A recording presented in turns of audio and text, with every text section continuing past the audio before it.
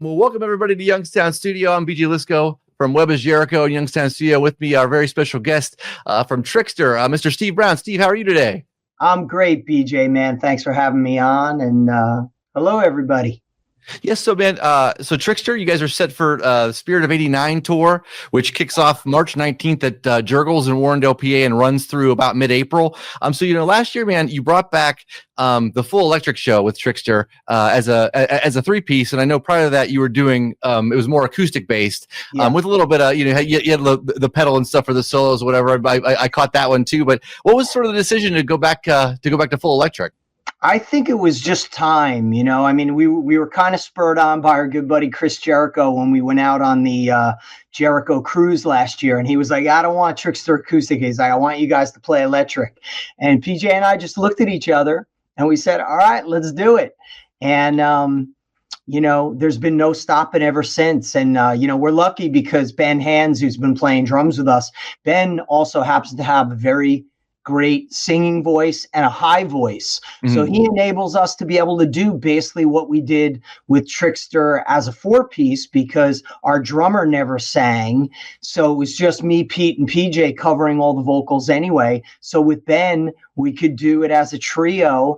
And it's kind of a cool thing because now, you have all the great trios from decades. You got Blue Cheer, you got Cream, you have Rush, Triumph, and now you have Trixter Trio. So it's pretty damn cool, but it's very satisfying because musically and vocally, we're very proud of the fact that it's three musicians and three vocalists. We have absolutely no backing tracks, and we do it 100% live.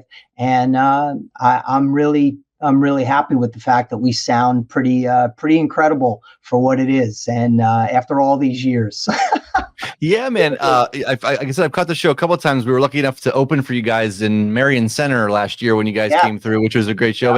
Yeah. But so is it challenging, man, to like as far as singing and playing? I mean, because you do some pretty complex guitar stuff throughout Trixter as well too, man. Was that a challenge to set up to the mic? Yeah, I mean, look, I've been singing and playing guitar ever since I started Trixter, back in 1983, 1984. So yeah, it's always been a part of what I do. Back in the day, I was, my one of my biggest influences was Richie Sambora. Besides Eddie Van Halen or Randy Rhoads, later on when I saw Bon Jovi for the first time, and I saw Richie Sambora as a lead guitarist / lead vocalist, because that's pretty much what he was in Bon Jovi. He was the second lead vocalist. I wouldn't call him just a background singer because his part. So that was always my intention, because I basically, with all the songs, the Trixter songs, I wrote them first and sang them first. And I would sing them and give Pete a demo and say, this is the song. You take it, do what you want with it, but this is basically it. And he pretty much followed what I did. So with that being said, now singing lead, yes, it does present some sort of challenges as far as playing lead guitar and singing. And you've seen it, dude. You know what I got to do. Here it is. I'm doing the pedal board dance. I got my pedals and I got, there's a lot of stuff you got to deal with. But, luckily in my studio here, usually what I do a couple days before we leave on tour, I set up my rig and my in-ears, and I sing through the set a couple times, just go through the changes. But, dude, luckily I've been doing it long enough. I know the drill, and, we just do the best we can. But yeah, I mean, the biggest thing, honestly, BJ, is being out on the road and just taking care of yourself, and vocally, because definitely there are some parts of the tour where there are 2, 3, 4 shows in a row, and by the time the fourth show rolls around, it can be tough because I'm singing all the songs in the original keys that they were written in. There's no down tuning. Not that there's anything wrong with that, but again, we take a lot of pride. And dude, for me, health wise, I work my ass off to be able to sing and play and look at a level that that I feel the fans deserve. So it's very important. Man, nice. You guys are definitely pulling it off. So Can you clue people kind of into that might not know sort of what your relationship is with Pete and kind of what his status with the band is? I mean, I know he guested with you live pretty recently, and you guys have said you guys are on great terms and everything else. You're still friends and all that. Is it just a case of him not really wanting to tour as much as you guys do, or just other priorities kind of going on in his life right now? Yeah, totally. Look, man, PJ and I are musicians through and through, 2000%. If that even what does that mean? But just 100%. That's what we do. It's all of our, our whole life. That's all we ever wanted to do. And there's a lot of people you could see there's a difference in certain people who are built for the road, if you will, built for travel. It's not made for everybody, and it's tough. But you have to be a certain type of person to be able to do this and want to do this and do it at a level where, look, man, I've been one of these guys. I've been a journeyman musician for my whole career where, I had the success early on. With that being said, it took 6 years of building Trixter before we got a record deal. People like to think of us as an overnight success, the kids who got lucky. It was never the case. The first Trixter show was in 1984 and we got signed in 1989. It was 5 years of building. But again, it's one of those things where you no matter what I do, whether it's playing stadiums with Def Leppard, playing a smaller club with Trixter, or a big festival with Trixter, and then 2 days later getting off a plane and then playing a private party for 30 people with my 80s show, my 80s band Rubik's Cube, I still love what I do no matter what. Yeah, there are certain there's definitely a certain let's say a little bit more enjoyment in maybe playing in front of 40,000 people with Def Leppard. But I've done that with Trixter. But I'll still, at the end of the day, look, man, I got to make a living as a musician. And whether it's being in my studio producing songs for other people like I'm doing right now. My protege, Kobe Reese, was in here the other day and I produced a new song for him. I'm just so blessed to be able to get to do this, and I never, ever forget it. So I love everything. And PJ and I, we drive a lot of the times to these gigs, where instead of flying nowadays, we'll get in a car. Like when we start the tour next week, the Spirit in 1989, instead of flying to like Pittsburgh and then starting in Warrendale, we're actually driving because we've got it figured, man, with all the bullshit that goes involved with flying. It's actually sometimes quicker to get in a car and drive out there. If you factor in, what time you got to get up to the airport, fly, get to baggage. By the time we do that, we save time by driving a lot of it. So, but with that being said, we love what we do. And we love traveling. We have so much fun together. And, when we do the tour, it's me and PJ, Ben, and his wife, Dawn, who Dawn Hands. She takes care of our merchandise and a lot of the other things that we need taken care of on the road. The four of us, we tour. We're not in a tour bus. We're not in a van. We travel in like an SUV, so it's very, we keep it very economical because at the end of the day, also, we still have to make money at this. We have families to support and we need to make money. And, that's part of the success of what we do. I got you, man. So I want to talk for a minute about Tokyo Motor Fist, which was a project that you did a couple records with. And I really love those albums. But I don't know that it necessarily got the chance that it kind of deserved. You know what I mean? Like being that it was a kind of a new band. I mean, you guys obviously had, with Ted Poley on vocals, and it sounded a lot like it did sound a lot like Trixter with Ted Poley on vocals. It was kind of a little bit of a mash with a mash of that. But kind of with that being said, do you think that those records would have been possibly received better had they come out under the name Trixter than Tokyo Motor Fist? I mean, kind of what was the reasoning sort of, I guess, behind doing Tokyo Motor Fist as opposed to, writing a bunch of tunes for another Trixter record? That all comes down. It was a direct relationship with Frontiers Records. They're known for putting together these super groups, if you will. And that was it. Serafino from Frontiers came to me and said, "Hey man, would you like to do a record with, I'd like you to do a record with Ted Poley. I think you guys would be great together." And it was, I've known Ted since I was a little kid. We've been friends for a long time. I played in Danger off and on over the last, decade Slade and whatnot. I love those guys. I've always loved the band. Definitely Danger Danger to me is one of the, late 80s bands that never got their due. Underrated. Some of the best songs. Bruno Ravel and Steve West wrote some incredible songs. And Bruno, of course, he's become my partner in crime when it comes to making records. He mixes all my stuff. And, but I wouldn't say it didn't get its due. We did the best we could with it, and we actually played a lot of gigs. I think, Tokyo Motor Fest played anywhere from 8 to 10 shows over the, 6 years that we were together. We made 2 great records. So, again, we all have our day jobs, if you will. Chuck Berge, who's in Billy Joel's band, he's extremely busy. Greg Smith, he's probably the busiest musician in the world that I know of, plays in 10 different bands. And, it's just one of those things to where that's what it was. And though when we switched drummers a couple of years ago, Jordan Kanata came in and joined our band for a little while, and he's now in Slaughter. I wanted to do a 3rd record, but Frontiers wanted me to do more than, and I wanted me to commit to doing more than another record, and I just didn't feel that at the time, So it is a shame, but we're always available. If somebody wants to book us, and pony up the money to have us play, we will certainly play, because when we play, we do a really cool show. We do Tokyo Motor Fest, but we also do Trixter, Danger Danger. We do some Rainbow. Greg Smith and Chuck Berge were in Rainbow together. We do some Ted Nugent because Greg was in Ted Nugent's band. So it's really like a really cool sort of all-star show, and we showcase the bands that we were in. And the fans certainly loved it. And, I can honestly say I had some of the greatest nights musically playing with those guys and the shows, especially we did a couple shows on the Monsters of Rock cruise a couple years ago. And it was, you've been in the business a long, you've been playing a while, man.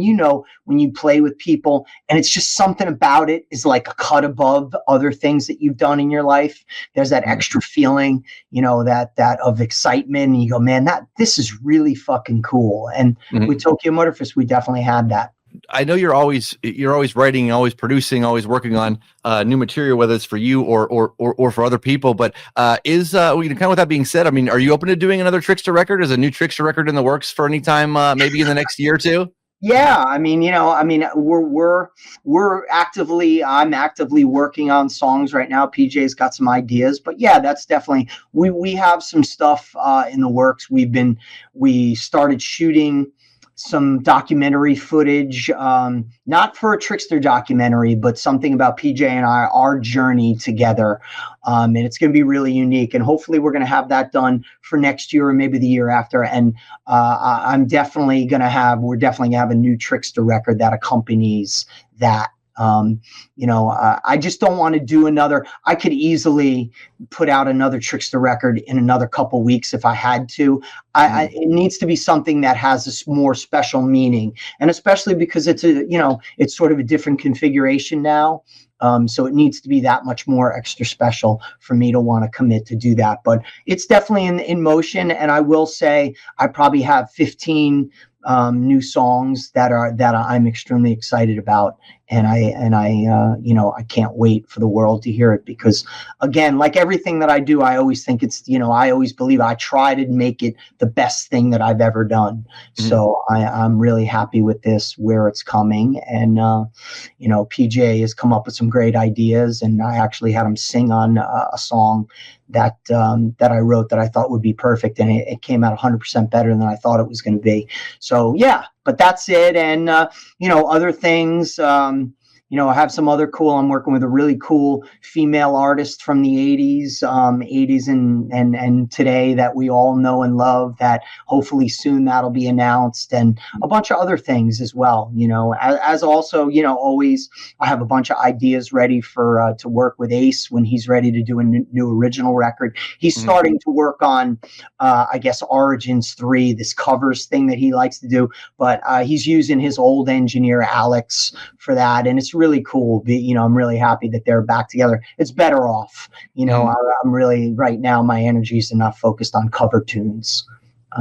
But always writing and, that's it. And I've been going down to Nashville. I've been, really trying to break in the songwriting circle down there. And I got a cut on Corey Marx's new record, a song called Fast as I Can.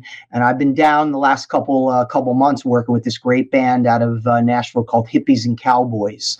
They're kind of a 70s throwback thing that I've really taken an interest in and trying to help them write songs and produce them. I'm working with my buddy Skid Mills, who, worked with Saving Abel, and, my old band Stereo Fallout, who's an incredible producer. So the band and myself and Skid are really coming up with some great material. So again, man, it's the always living the rock and roll dream. And, luckily in my studio here, when I'm not out on the road, this is where I spend most of my time, making music and, and producing and writing. And, it's an extension of what I do. Mm-hmm. Getting back to the Trixter material, what would you say makes a good Trixter song? I think, all the classic stuff. What I love is pop music that's got great guitars, of course. It's what I always tell people. It's like if you took Van Halen, Kiss, Cheap Trick, Bon Jovi, and Def Leppard, put it all together. Those are probably my biggest influences as far as making records and what I envisioned Trixter to be when I was a little kid. That was the concoction that I put in the cauldron and stirred it up. And over the years, that's really it, So I think it's always, for me, it's always about melody, a great vocal hook melody, a lyric that you can get behind. I definitely think I took a strong influence from Bon Jovi. And, I remember when I started getting Trixter going, John's advice was always make sure you have a good lyric, and something that's powerful. And I think, give it to me good. You can laugh about it. Some people, my friend Courtney, the comedian, said, "Oh, that song's about hand jobs." Well, it's really not. It's about, it's about life. And I wrote that song when I was 18 years old, but it has some really poignant lines in it. My father was a teacher and he taught me how to live. Said, "Son, you got to be someone, not take more than you give."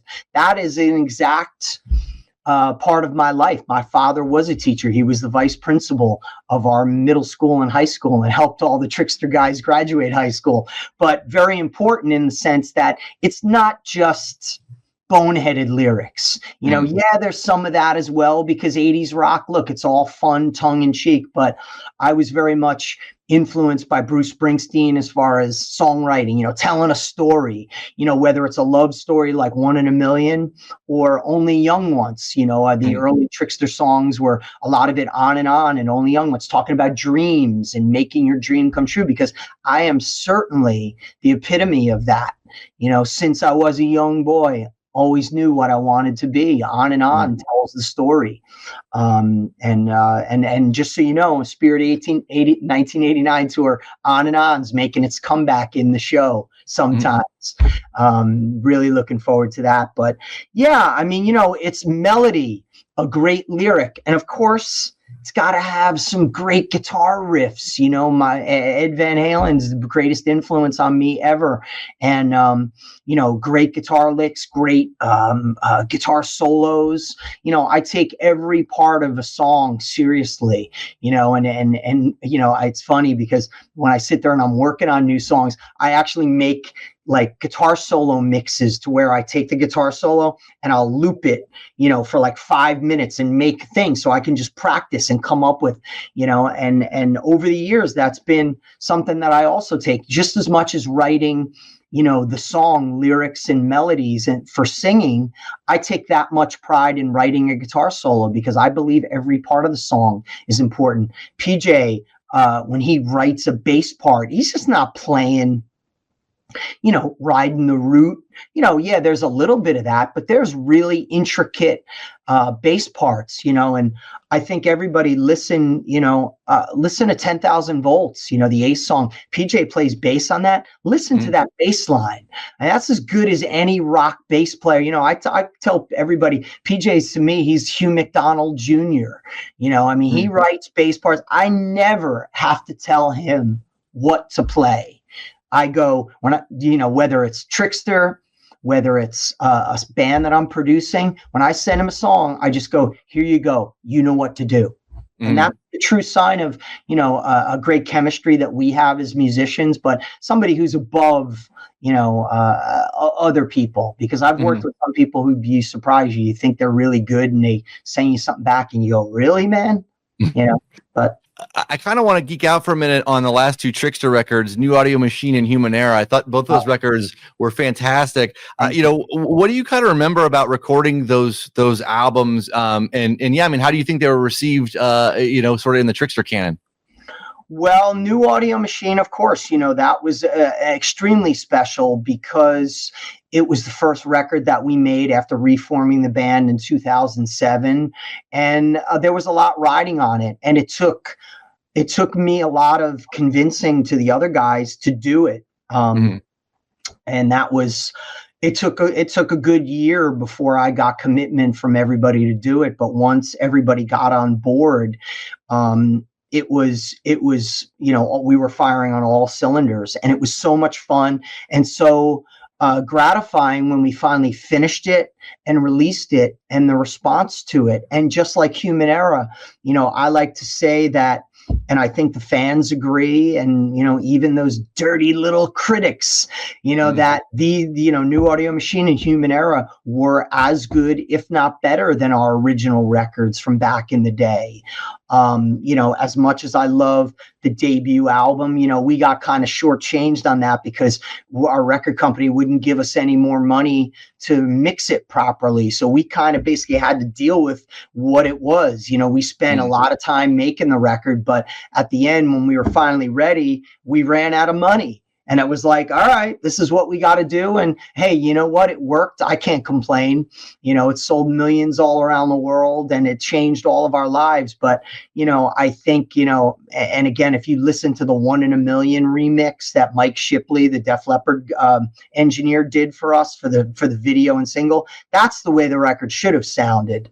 But, it doesn't. That's neither here nor there. Then here, we worked with Jimbo Barton, Rush and Queensryche, and we made what I consider our Sgt. Pepper's, if you will. We were at the peak. I had written, some of the best songs that I've ever written in my life, and still to this day stand by that. We're actually working on right now and putting out a double vinyl reissue of Here that should be done in a couple months.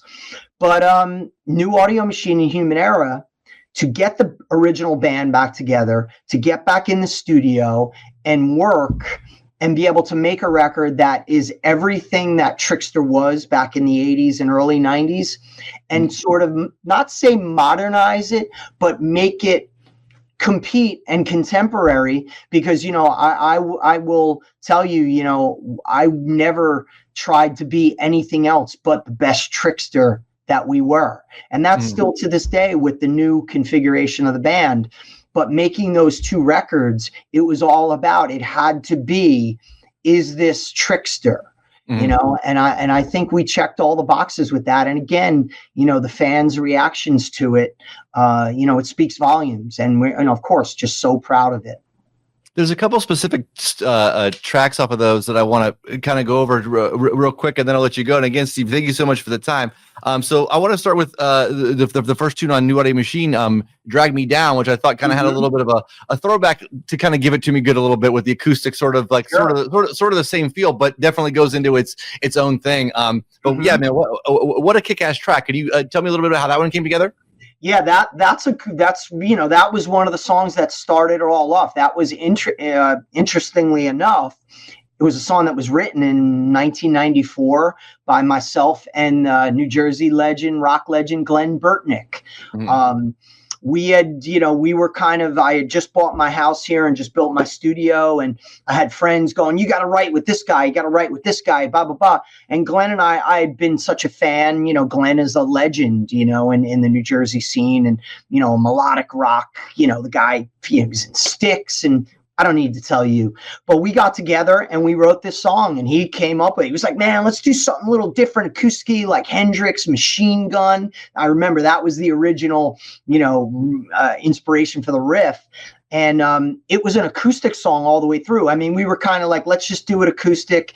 And then once the wheels started turning for the new Trixter record in, I'm going to say 2010, I started that was the first song that I worked on, and I added, the rock stuff, and actually what's on the record features some of the original recordings that Glenn and I did. Him playing acoustic guitar. So it was really special, but that was the song. And I knew that when people hear that, of course, you'd be like, oh, it's kind of got a Give It To Me Good thing, and it's heavy, it's got the drop D tuning, and, again, sounds like Trixter, but new, and I think better because, look, after 20 years of not making records together, we get back together. I know my level as a producer, engineer, singer, songwriter, guitar player, my level from 1990 to 2010 was light years, miles ahead of where I was. So I was really excited, and I knew everybody else in the band would be that way as well. And I think we, boom, we knocked it out of the park. The next one I want to ask you about, and this one is, still in your guys' set today, is Tattoos and Misery. I mean, what a great, super ultra catchy tune. I know you have PJ sing it live, but what an awesome, what a killer tune, man. What's the story behind that one? That again was, I was out in LA. It was a co-write with a great writer out in California. His name is Andy Barry, who's worked with, Backstreet Boys, and he's a rocker, but he's, a pop songwriter. And him and I got together, and we brainstormed, and I had the riff and I had some melody stuff, and we both kind of stumbled on let's do something tongue in cheek but tell a story. It was kind of like definitely influenced, I think, a little bit by Lit, my own worst enemy. Yep. Those guys are like family to us. I love those guys. One of my favorite bands from back then, like Butch Walker. Same sort of thing. That really kind of snotty, fun, kind of lyric, and that's Tattoos and Misery. It was like, as soon as we said that, and I had that da-na-na-na-na, Tattoos and Misery, Zandy and I looked at each other, and again, that was one of those songs. That was another one that as soon as I put that together, Pete sang on it. It was like, whoa, this is Trixter, but now, and even better. Yeah, nice, man. There's one more one I hit off the Human Error record, and that's the title track, man. I think that's such a strong song. Kind of what was the story behind the title track for Human Era? Well, that was the last song that we worked on, and that was PJ. PJ, he kind of he spearheaded that. He came up with the idea, and though I'm the primary songwriter and creative force behind the band, when it comes to other things in the band, and it's always been this way, I've always left it up to the other guys, to come up with ideas, the title, something, for a song, or come up with a title for a record. And PJ came up Human Era, and it was basically talking about our lives because, I started the band in 1983, 1984, it was before cell phones. It was before the internet. It was when you were a band, you had to get together in a room, and if you had problems and you had things, you had to deal with them on a human level, as opposed to, the digital level where, which is an evil thing to do. I hate dealing with problems over text messages because things get completely, there's no emotion when you do it that way. But long story short, it was a great concept. And he came, I got this thing, Human Era. And it was like, kind of ERA, but also the eras of humanness, which are ERROR. Wow, spelling. I can spell. A guitar player that can spell. Ding, ding. And it was really cool. And So the song talked about, our lives, that here we are now, so much older, a little wiser, but so much bolder. And that line, couldn't have said it better myself. Yeah, I did write that line, but yeah. But PJ and I, it's very, very near and dear to us, lyrically. And that's why we still play the song. It's sort of a shame the way things kind of worked out with the band, because right after that, a couple of years after we put that record out, some weird shit happened. But hey, man, I don't look in the rearview mirror. This is where we're going now, and it's great. Well, yeah, Steve, last one here for you real quick, man. Obviously, thank you again for your time. Spirit of '89 tour kicks off March 19th at Jericho's. Yes. Check Trixter Rocks for all the dates on that. But so, yeah, man, kind of preview the set a little bit for this go round. Is it going to be similar to the one that you just, or any new surprises? You mentioned possibly what we said on and on, possibly bringing that back for certain shows. But any other surprises you can kind of delve that might be in the sales for this run? Yeah, because we're also, we're playing some, Jurgles we played, on the last run, and we're coming back there. It's funny about Jurgles, like PJ and the other guys, they've all played that place before. I've been hearing about Jurgles for years, and I've never played there. And the hype is real. It's one of the best rock clubs in America. Loved it. We had a great time. That Pittsburgh area, Warrendale, is such a rock and roll hub, and so looking forward to it. But yeah, certain markets that we're playing twice, we're definitely going to change up the set and throw in some audibles. I don't want to give away the surprises. You have to come and see, but we're really looking forward to it. And that's the beauty of, again, being a live rock and roll band with no backing tracks and no bullshit. We're able to do whatever the fuck we want. And we're at a level of musicianship where we can pretty much pull that off whenever we want. And that's a strong thing. So, we're just so looking forward to getting back out there. We have such a great time with the Pretty Boy Floyd guys. Enough's Enough is going to be on the last week of the tour. We come back to the Midwest and we get back, after we go out to the West Coast. And we have a new band coming out with us, Christian Shields out of Texas, his kick-ass rock and roll band. So we're looking forward to having fun with them. We have our jam at the end of the show where the guys come out and everybody comes out and plays, and that's going to be, again, that goes back to the, the Blood, Sweat, and Beers days where Warrant and Trixter and Firehouse, we'd all come out and jam together, and it's a camaraderie thing. And I think, the cool thing with this tour, this is our third leg of the tour, that people responded to that. The fans, they were like, holy shit, this is like a rock and roll party, and we're going to continue that. And, again, just can't wait to get back out on the road. We're heading out to some places we haven't played in well over 30 years. Seattle, Portland, Oregon, man. I told PJ, I think we go to Seattle, we might have to do an all grunge set. But yeah, we're really, really looking forward to it. As always, that's for me, as much as I love being home and working in the studio, there's nothing like playing live. So I'm the bones are rested. I haven't done a lot of scissor kicks in a couple months. So I'm ready to get out and sing real high.